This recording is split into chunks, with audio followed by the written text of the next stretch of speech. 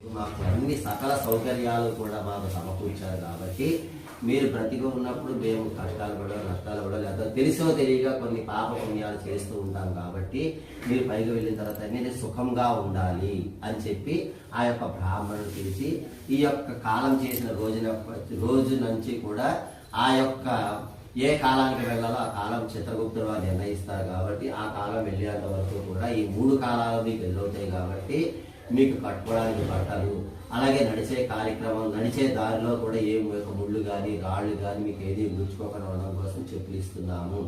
అలాగే మీకు వర్షాలు కూడా పడుతూ ఉంటాయి కాబట్టి ఆ కాలంలో మీకు తడవకుండా ఉండడం కోసం మీకు గొడుగు కూడా మేము ఇస్తున్నాము.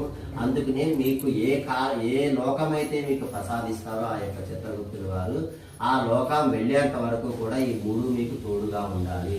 అలాగే మీరు ఎప్పుడైనా సరే మీకు సేరుగా బీవిస్తూ ఉంటారు నాకు. అలాగే ఈ సంవత్సరం పాటు సేరుగా బియ్యం సరిపోతాయా? సరిపోవు కాబట్టి కమ్సే కమ్ ఒక 5 కిలోలు రాస్తా ఉంటాం. అయితే కొద్దిగా ఉన్న వాళ్ళకి 5 కిలోలు కూడా రాస్తాము. ఉదాహరణ చెప్తాను. అయితే 5 కిలోలు రాస్తాము. ఎందువల్ల ఈ 5 కిలోలు అలాగే పప్పు, ఉప్పు, బెల్లము సకల సౌకర్యాలు కూడా మీకు ఇచ్చి, అలాగే మీరు వేసుకోవడానికి గొడుగు, నడవడానికి చెప్పులు అన్నీ కూడా మీకు ఇస్తున్నాము. ఏ కష్టాలు మీకు ఎదురు కాకూడదు.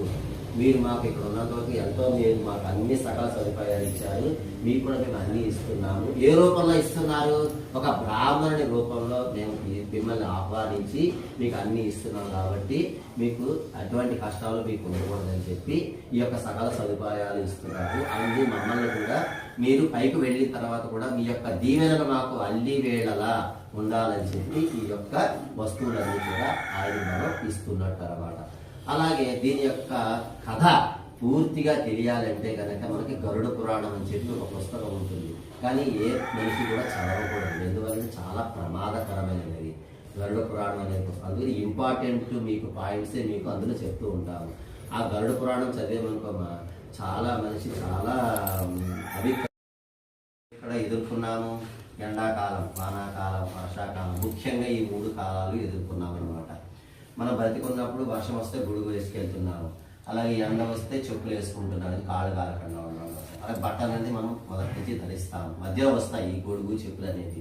బట్టలు మనకు పుట్టినప్పటి నుంచి కూడా వేసుకుంటూ ఉంటాము.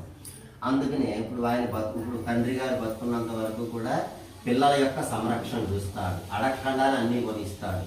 బట్టలు కానీ, చెప్పులు కానీ, ఏదైనా సరే విద్యా బుద్ధులు. ఏ తండ్రి యొక్క తపనైనా కూడా అంతే.